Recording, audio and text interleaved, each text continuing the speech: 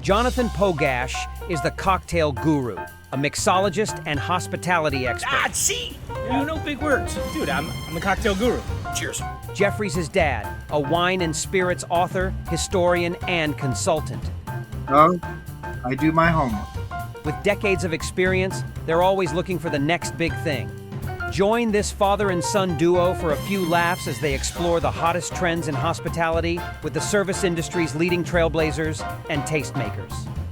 Welcome to the Cocktail Guru Podcast. Hey, Dad, you are looking well. Always. You're always looking great. You're very fashionable, and I love your the painting in the background, and you just look great. Well, I'm always tiki fashionable for our podcast. Yes, of tiki fashionable. Yes, but thank you very much. I'm trying to keep myself in good shape as best I can, and this will help me. I think this lovely drink. Yes. You were telling me before you had made a cocktail, and I didn't even make myself a cocktail. Yes, I have a nice glass of water. I feel obligated and honored to be able to make cocktails that have some connection to the guests that we are interviewing. And that's what I have done today. I am drinking what's called a drink I didn't know before, the Boothby. Oh, that's right. You did not know the Boothby cocktail? I did not know the Boothby. Oh my gosh. Boothby. Who are you? Who are you? Yeah, I know. Even though it's William Boothby, Bill Boothby, the great writer and cocktail creator. But the reason I'm drinking this now is because it is the favorite drink of Mary Kate Murray, who is a photographer, editor, and our guest's better half. That's right.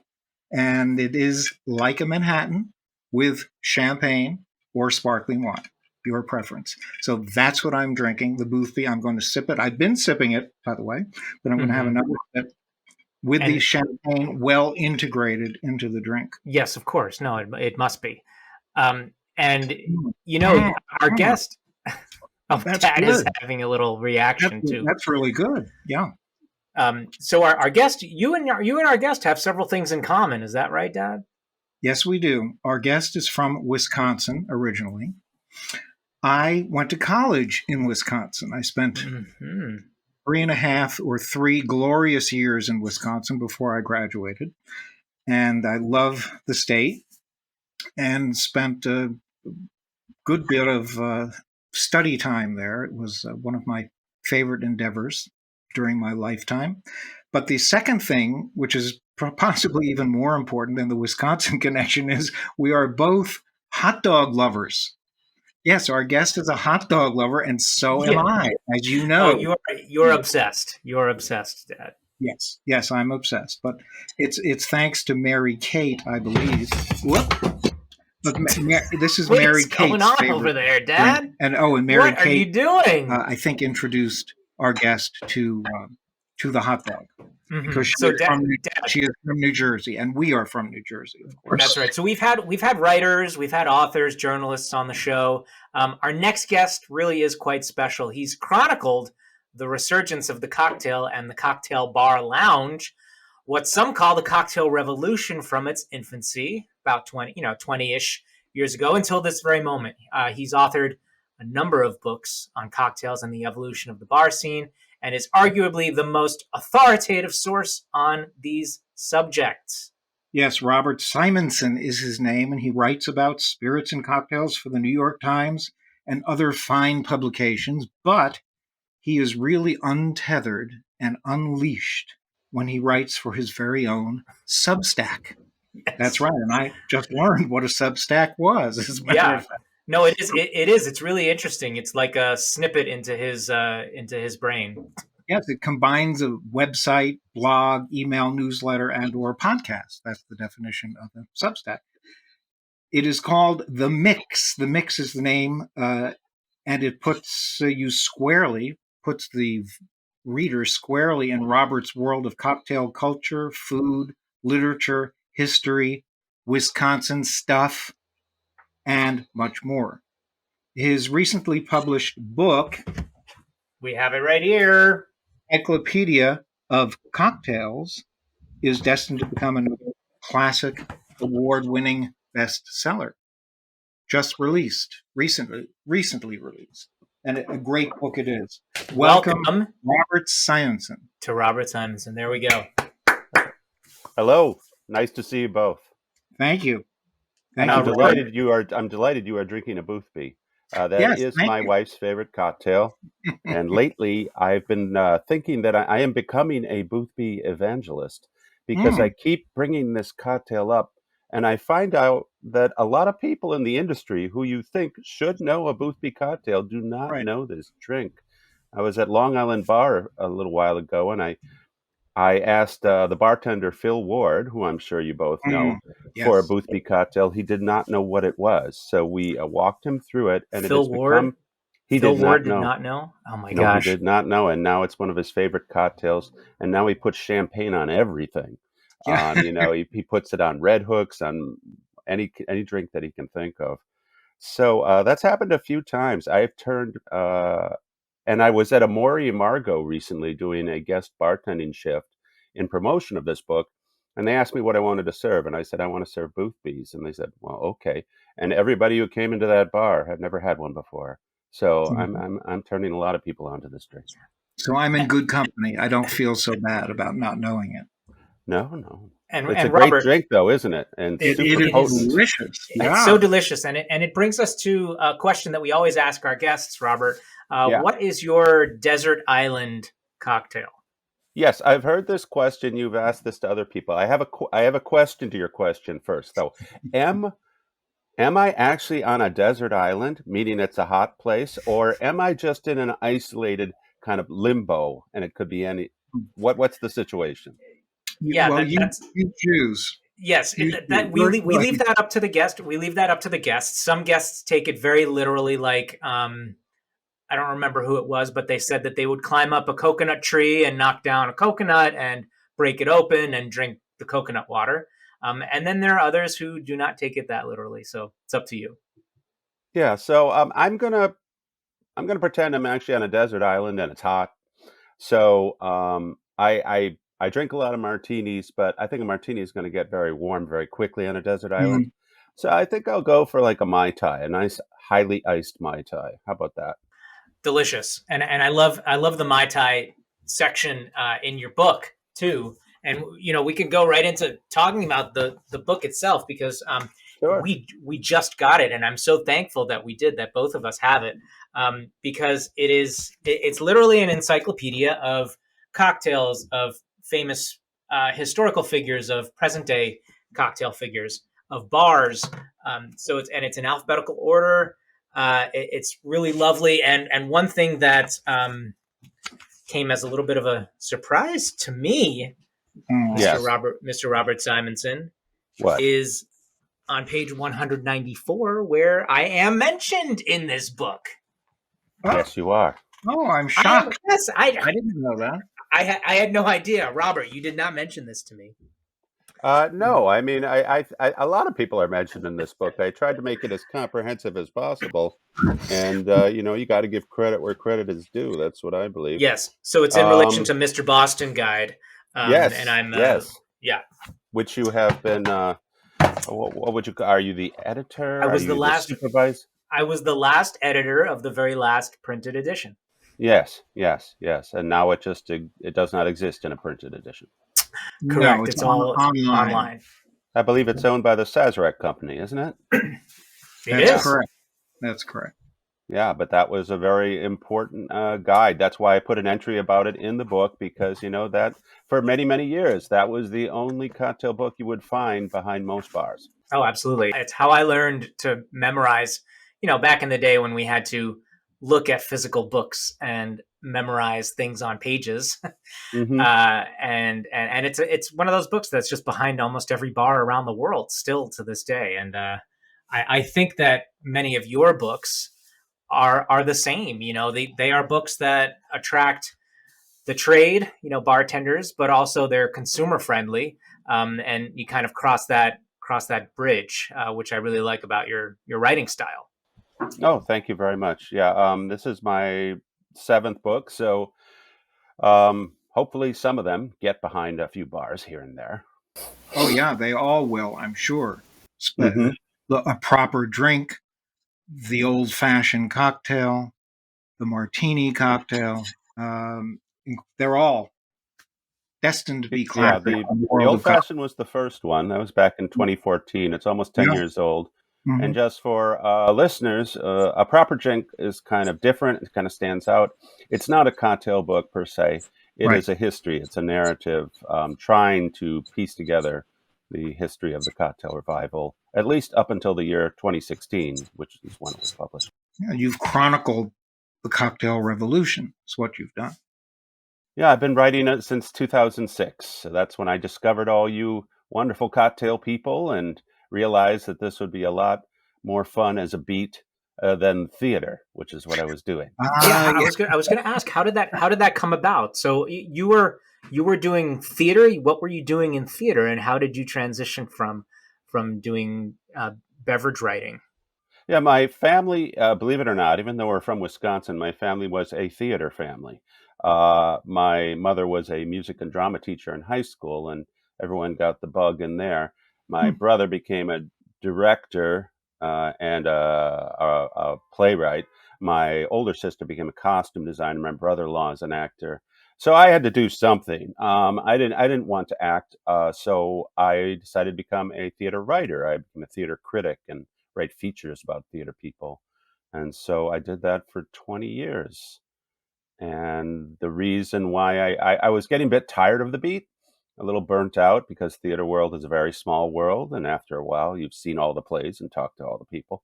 So I was invited by mistake by then Ann Rogers, to Tales of the Cocktail in New Orleans, the cocktail convention.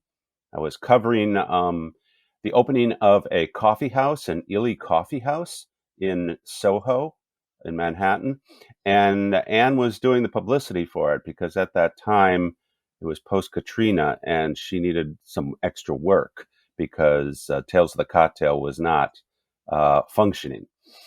So she came up to New York. I met her. She said, "You should come down to New Orleans." And I said, "Okay." So really, I stumbled upon it by accident, complete accident.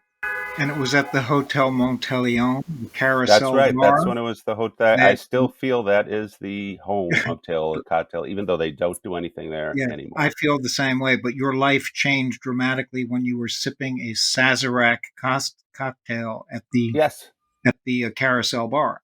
at the Correct? Carousel Bar. Yeah. I did some research before I went to New Orleans. I had never been to New Orleans before. And you only have to do a little research to realize that the Sazerac is the city cocktail and everyone drinks them. So I thought my first order of business had to be to have a Sazerac, which I had never had before. So I checked into the hotel, went straight to the Carousel Bar, and ordered one. And it changed your life. Well, it made me realize how good a cocktail could be, Mm. how much depth of flavor it could be. It's a very you know it. It's a very complex cocktail with many layers of flavors, and I was not used to cocktails being that well crafted. Dare I, I say, were you used to Wisconsin old fashions? Yes, Wisconsin old fashions, which are made with brandy and topped with Sprite and Yeah. have lots of And garnishes. So and I've garnished had those. And with cheese. no, no, they Garnished are with not. cheese. We don't go that far. We garnish our Bloody Marys with cheese. Yes, I'm Yeah, sure you do. I'm sure. yeah. So and I'd had martinis and Gibsons, and I drank my share of Cape Codders when I was a kid. Not Mm. a kid, but a young adult. But this really opened a lot of doors as to the wonderful and wide world of craft cocktails. And when did you get the gig at the New York Times? I was already writing for the Times, but I wrote for the arts and leisure section about theater, and Oh, right. sometimes for Okay. the city section about metro stuff. And so I went back and I started pitching the food section, and they didn't know me. I was given an introduction by my theater editor. And all it took was 3 straight years of pitching before they took one of my story ideas. Hmm. Which is why Persistence. which is why it's great to have your own Substack. right now. Yes, that's right. I started the mix during COVID in January of 2021 as a way of having a little more independence so that, I mean, we all know during COVID, our careers were kind of thrown to the four winds, and we sort of realized we really couldn't depend on anything. And I wanted to make sure I had something that I could depend on because I ran it. And so I started the Substack in order to allow myself to write about whatever I wanted, whenever I wanted. And I want to talk more about the Substack and the book in a second, but we're going to take a quick break and we'll be right back. The following is the incredible story of the Encyclopedia of Cocktails. In the summer of 22, the heat too sweltering to do anything during the day, Robert Simonson, the noted American cocktail writer and author of The Old-Fashioned, The Martini Cocktail, and A Proper Drink, wrote tirelessly every night until he had completed the most ambitious undertaking of his career, the Encyclopedia of Cocktails. This alphabetical alcohol compendium, resultant volume 319 pages in length, covered all manner of bars, people, technique, and drinks, from the Aperol Spritz to the Zombie. Upon its release, readers all around the world rejoiced at their newfound mixology intelligence, using their ability to jump from letter to letter with ease to craft their favorite entries into imaginative saloon-based scenarios. For example, one could very well be enjoying the Cosmopolitan with the cocktail's creator, Toby Cecchini, when he contends that one should conduct themselves over to Clover Club and order the signature Clover Club cocktail in a coupe glass. Turning to one's right, Julie Reiner may instead recommend the reader have a Rob Roy. Quickly, readers put their imagination into practice and used the book's knowledge to fancy themselves drink masters, able to transform spirituous ingredients into the book's 100-plus recipes. These included, but were not limited to, the Gin and Tonic, the Gin Mule, the White Lady, White Russian, the Old-Fashioned, Old Pal, Old Cuban, the Martinez, the Martini, Espresso Martini, 50-50 Martini, and the Breakfast Martini. This is all we now relate of the incredible story of the Encyclopedia of Cocktails. But it continues wherever fine books are sold. Okay, we're back. Well, and in that Substack, the mix, you're doing incredible articles, like your 50 favorite drinks and bars. That was one of my one of the first things I did. Yeah. I mean, obviously, I'm known for cocktail writing, so I have to put a certain amount of cocktail writing in the mix, or else the people who came initially to read about it, I mean, they're not going to be happy. Sure. So one of the first things I came up with, there's a writer in San Francisco called Camper English, who I'm sure you both know. Yes, we've had him on the show. Oh, that's great. He once did an article about 10 years ago, which basically said these are the 50 iconic drinks of San Francisco. If you want to drink your way through San Francisco, you have to go to these bars and drink these drinks. And nobody had ever done that for New York for some reason. Seems strange. And so I decided to do it for the mix. And it was pretty easy to do because I've lived here for 30 years and I've been to all these bars. So, like, for instance, you would get an old Cuban at Bemelman's, or you would go to the Dead Rabbit to get an Irish coffee, stuff like that. Yeah, or Odeon for a Cosmopolitan. Right, where the drink was invented. Or right. Or you go to Long Island Bar, which is owned by Toby Cecchini, who invented the Cosmopolitan. But there you would probably get Boulevardier, which is like their signature drink. And Maison Première, I saw in that too. Carondelet cocktail. Yeah, that's a nice drink. It's actually their version of a stir. They call it a stirred Ramos Gin Fizz. Exactly. And it was invented by Max Pozuniak, and it's been on the menu since the very beginning when they opened. A delicious drink. I haven't had that. I've been to Maison Premiere many years ago when they first opened.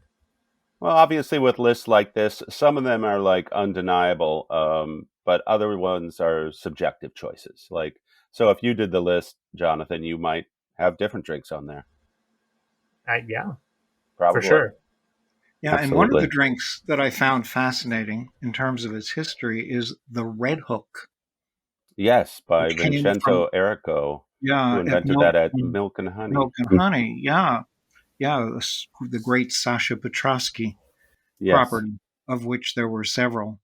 And I was introduced to that cocktail at a place called Seabourn Cocktail Lounge in Red Oh, Hook, which yeah. has that drink on its list on a regular basis because that was the last property that Sasha was involved in before he passed away. That's right. That's right. That He was was his working on last that with creation. Lucinda Sterling, and it's Exactly. still there. I'm glad you've gotten there. That's a great little bar. It doesn't really get that much attention.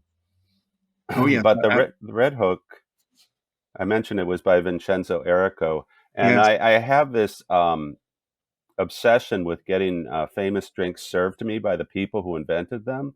So last summer 2022, actually went to the Isle of Ischia off Naples, where Vincenzo Errico has a bar, just to get him to make me a Red Hook. I saw And that. I wrote about that Yes. in the Right. mix. That was a lot of fun. And so if you're ever on Ischia, you can get Milk and Honey quality cocktails at this one Wow, bar. that's really good to know. Yeah. But Well, also on your Substack, you also talk about food. So you're not only a cocktail nerd, but you're also a foodie. Yes. And I like the fact that they are sort of classic American foods. Hot dogs, hamburgers, that sort of thing. Mm-hmm. Yeah, no, I'm not a snob about food. I mean, I love these staple foods, these classic American foods, because I mean, we might just think, oh, who cares, hot dog, hamburger, but these foods have real histories to them, just like cocktails, and real heritages. And and if you go to the people that have been making them for 100 years, I mean, it's just the same as going to an old bar and and having a great drink made by a career bartender. I'm fascinated that you are a hot dog man, Jeffrey. oh, Can I you am, talk Robert. about that a bit? What are your favorite New Jersey hot dog joints? Well, there are all kinds of places here. As a matter of fact, I'm drawing a blank right now as to my favorites, but there are some. There's one right down the street from me, which was the inventor of the Italian hot dog, Jimmy Buff's. Jimmy Jimmy Buff's. Buff. I've been there once. Yeah, they supposedly created the Italian hot dog, so that's one of my favorites. And for listeners, the quote unquote Italian style hot dog, or also known as the Newark style hot dog, is Yes, when you take one hot dog or sometimes two hot dogs and you put that on this kind of loaf of what they call pizza bread. And then they fill it in with potatoes and onions and peppers. It's just a monstrous, enormous sandwich. it It does is. not look anything like a regular hot dog. Oh my And goodness! I did a TikTok episode with that hot dog and champagne. I do hot dog and champagne TikTok Yes, videos. Dad is known as the hot dog guru on the TikTok for our production company, First Real Entertainment. You're on TikTok, Yes, Jeffrey? yes, indeed. Yeah, Believe it or not. you have given me my first and only reason to go on TikTok. I have to Good. find these videos. Good. Also, another place that I really like is in Bethlehem, Pennsylvania, called Pot's Doggy Shop. I've Pot's been Doggy there. Shop.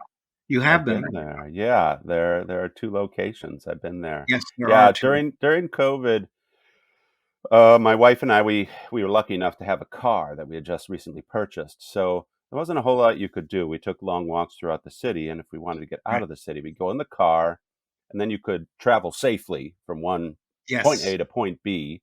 yes. And often the destination at the other end was a hot dog place. And the hot dog places tended to stay open during COVID because that's a takeout business. It's always been a kind of takeout business. So you just go up, you go to Rutt's Hut in Yep, Clifton, yep. and everybody was going to Rutt's Hut. And instead of eating inside, they just took their hot dogs and they ate them on the roof of their car, and then they drive home. It was fantastic. Well, we're going to be in LA in a few weeks. Do you have any favorite LA hot dog and burger places? Yes. For Pink, hot pink, dogs, the classic pink. place is Pink's, as Right. Jeffrey I just mentioned. I have been there once, but I'm going again. There'll be a long line. They have hot dogs named Yes. after celebrities, which are quite elaborate. Now, if you remember back in the day, back in the mid 20th century, there was a famous hot dog place in LA called Tale of the Pup. Does that ring a Yes. bell? Yes, of course. Of course it does. This might be interesting to you, Jonathan, because it has been reopened, not just as a hot dog place, but with a little cocktail speakeasy in the back. Really? Yes. Tales of the Pup? Tale of the Pup. Tale of the Pup. Oh, in West Hollywood, our producer Philip says. I read about it recently. Yeah. The stand looks like a hot dog. It's a hot dog with a window in it. Yeah. Yeah. So those two hamburgers, I don't know that I'm starting to get interested in hamburgers. Do you guys know a guy named George Moats? Ever heard of him? No. He had a hamburger show on the Food Network or something. No. He wrote a book called Hamburger America, and he made himself a hamburger expert, and now he's just actually opened a restaurant in New York. He's actually making hamburgers. Oh, wow. So you could, I guess, go on his website or look at his Instagram feed. He'd have many, many tips. What about In-N-Out? Have you had In-N-Out? Yes. For some reason, maybe you guys can explain this to me. In-N-Out has a cult reputation among cocktail people. Why is that? Well, that's a really good question. It's open all the time. It's open late. Yeah. I mean, after your shift. It's open late, and it's the kind of food. I mean, it's it's a welcoming place. Everybody seems to like the people who working there seem to like working there. You can really specify what you want on your burger and how you want it. So that's kind of I think a key factor there for people to enjoy it. Yes. Go ahead. Oh, there's an interesting. Do you like chili? Oh yeah. Yeah. Okay, so here's a weird thing, a connection between Wisconsin and Los Angeles. In Green Bay, Wisconsin, there was an old chili place called Chili John's. And one of the sons moved to LA and opened a Chili John's in LA, which is still there. I think it's been there since the 1930s. The Chili John's in Green Bay is closed, but the one in LA still exists, strangely enough. Wow. So it's an old-fashioned chili parlor. Gee, wow. I have to go back to Wisconsin and start exploring things there too, because I went to Ripon College in the little town of Ripon, Wisconsin. I've been there, yes. There wasn't much there at the time, and other than pizza and beer. And I know things have really taken a turn for the better and have exploded all over the state of Wisconsin, especially in Madison. So I'm anxious to go back. There's lots to explore there. What's the cocktail scene in Wisconsin these days? Wisconsin is a bit of a challenging market, I would say. Wisconsinites have their taste. They tend to be simple, and they tend to stick by them. It is famously a beer drinking state. Yep. And they do drink a lot of beer. When it comes to cocktails, there are three classics that you'll find. You'll find the brandy old fashioned, which is their weird old fashioned that they drink, and Bloody Marys that are way over the top with crazy garnishes that climb to the sky and are usually served with a little snit of Pilsner on the side. And then there are the ice cream drinks, which are just dessert drinks only made with ice cream instead of cream, like a Grasshopper or a Brandy Alexander. When you go to Milwaukee, you'll find some craft cocktail bars, and Madison too, but just those places, just the urban places. Otherwise, you're not going to find craft cocktails so much. Are they putting the ice cream and then blending it, or are they? Yes. They're blending it with the ice cream. They blend it and they serve it in kind of a sundae glass, as if you were having a malted or something like that. There are good reasons for that, because it's America's dairy land. There's access to all this great dairy. And also, most of the big blender companies, like Oster, were founded in Racine, Wisconsin. Yes. Yeah. So it's a very short few steps to the ice cream cocktail. They're delicious, but you have that for dessert, and you should order it one for two people. It's really hard to finish. Yeah, and I was going to say, speaking of hamburgers, there are two great places also in Bethlehem, Pennsylvania. Bethlehem is a hotbed for hot dogs and hamburgers. There's a new place that just opened called Retro Burger, and Really? another one in the Wind Creek Casino called Urban Table, which used to be Emerald's Burgers and More. And they have great burgers there. Yeah. You're giving me new material for the mix. I'm going to have to take a trip to Bethlehem. I think you guys should take a trip together. We should. Yeah. We should do hamburger, cheesesteak, and hot dogs. Because I have a whole thing on cheesesteak as well. We can pick you up in New Jersey, and then we'll drive on to Bethlehem. I would love to do that, Robert. Yeah, can I be on one of your TikToks? Absolutely. You will be a guest of honor on one. That would be amazing. Yes. Let's plan it for January or February. Okay. Let's do it. I'm game. Okay. And with the last couple minutes that we have, Robert, I just want to bring up the book, your newest book again, the Encyclopedia of Cocktails, the people, bars, and drinks with more than 100 recipes. What do you want people to get after reading this book? What's the impetus behind writing it? It's called an encyclopedia, but I don't want people to be intimidated by it. I don't want them to think it's going to be a dry academic word. I actually wanted the publisher to call it Simonson's Encyclopedia of Cocktails, not out of some ego trip, but to give the idea that this is a personal work, like a personal take on these subjects, and it's meant to be fun and, have a lot of opinion. So I would ask people to just imagine an encyclopedia being fun. And you just pick it up, you put it down, you read an entry, it's there for you when you need it, and hopefully some entertaining reading. I like the word almanac. Oh, yeah. Poor Richard Almanac. That would have been great. I should have thought of that. Yeah. The Almanac of Cocktail. Because this is it's incredible. And this is, I turned to this page and I freaked out, Jonathan. He'll understand why. The Maikai, yeah. The Maikai down in Fort Lauderdale. Yes. Yes. It's closed, but they're renovating it. No, I think it reopened, didn't it? Not yet. Oh, it didn't? No. Yes, Jonathan and I teach classes in Fort Lauderdale to the yachting industry. And every time we're down there, we go to Maikai. I've only been once. It was a phenomenal experience. They gave me a tour of the kitchen and all the bottles that they have there. It was fascinating. We saw the floor show. Yes. I certainly hope it does reopen. I know it takes a lot of manpower and a lot of money to run that place. Yes.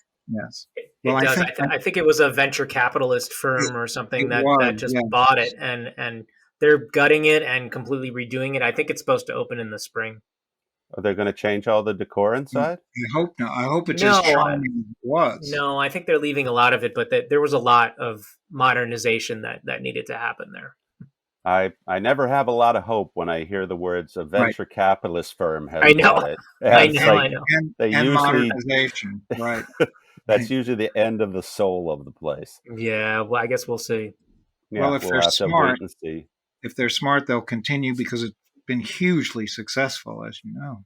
It's an icon, and it's one of a kind. And Robert, where's the best place that people can get the book to benefit you? I always recommend the best place is your local independent bookstore.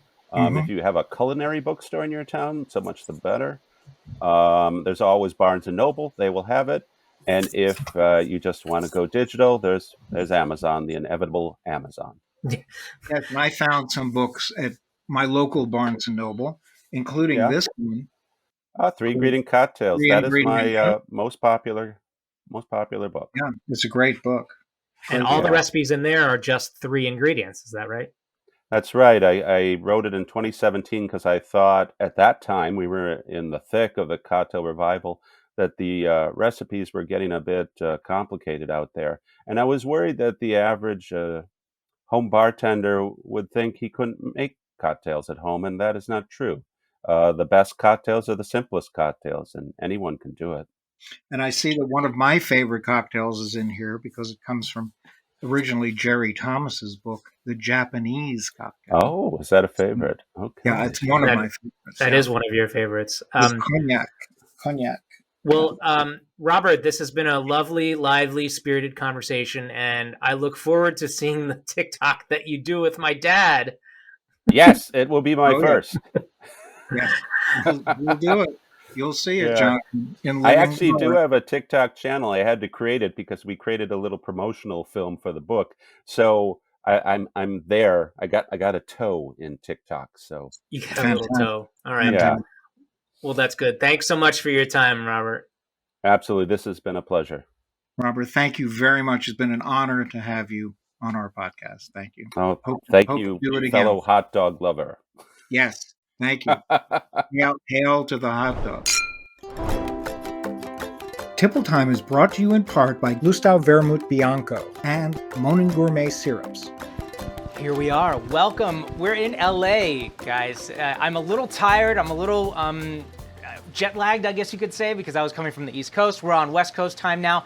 But, oh my goodness, we're at the famed Tonga Hut. I'm going to make you some cocktails. But first of all, Kat, come on in here. Hi. This is Kat. Tell us where we are, Kat. Tonga Hut. Yeah. World famous. LA's oldest tiki bar. 65 years strong. Whoop, whoop. Whoop, whoop. Amazing. Yeah. Thank you so much. You're welcome. Thank you. Yes, thank you. Thanks, Kat and Tonga Hut, for allowing us to use this space. And this is another segment that we call Tipple Time, of course. I know you're all fans of Tipple Time, obviously. We're going to make a winter spritz, or a spritz, as I like to say at this time of year. I have this amazing hurricane glass, of course, very tiki of us to do that. First ingredient, we're going to go right into making it. I have Lustau Vermouth. This is their dry vermouth, or vermouth. It is a Spanish product. It is absolutely delicious in cocktails on its own as well. I'm doing 1.5 ounces into my glass right over here. And very simple, we're adding some Monin Mai Tai. This is one of their pre-mixed juice blends, and it's all natural juices. It's a little pineapple and orange and a little bit of sweetener in here. And we're doing just about 1 ounce into our glass, just like that. And so this is a little bit of a low ABV or low alcohol cocktail, which is kind of a hit these days. People kind of don't really want to get too tipsy. And this is a really nice, light, refreshing, all year round kind of cocktail. And I'm adding some ice, filling it with ice all the way up to the top. And the final ingredient here, this is a very, very simple cocktail, folks. This is just 3 ingredients, is some sparkling wine. Okay? You can easily make this a mocktail by just sort of eliminating the vermouth and adding something bubbly like a ginger beer or soda water. I'll grab this spoon that I have right over here. We'll give it a little bit of a stir to incorporate all of those ingredients. And I'm really excited about this garnish because our executive producer, Carrie, has a neighbor that she says grows lemons, and this is, yes it is. She's giving me a big old smile over there. And she's got a ton of them. So I cut up some lemons, and we're just going to add that into the glass just like that. And we'll put a straw. There we go. Well, Kat, why don't you come on in here and have a little taste? Don't mind. Would you like I do. to? I would love nothing more. Oh, yeah. It's nice, yeah. Oh, yeah, refreshing. It's light, refreshing. You kind of feel like you're in Spain, but we're not in Spain. I've never been to Spain. Oh, really? But what I would assume Spain Yeah. is like, that's it. Amazing. Yeah, it's delicious. Thank you you so much. Thank you. Cheers. Tipple Time has been brought to you in part by Monin Syrups and Lustau Vermouth Bianco. That does it for today's show. If you enjoy what we do, please rate, review, and subscribe to the podcast. To watch or listen to today's episode, or to see the show notes, visit thecocktailgurupodcast.com. You can also follow us on Facebook, YouTube, X, Instagram, or TikTok. The Cocktail Guru podcast is produced by First Reel Entertainment and can be seen on EatsDrinksTV.com, Spotify, and Zencaster, or heard on Apple, Google, Amazon, or wherever you listen to your favorite shows.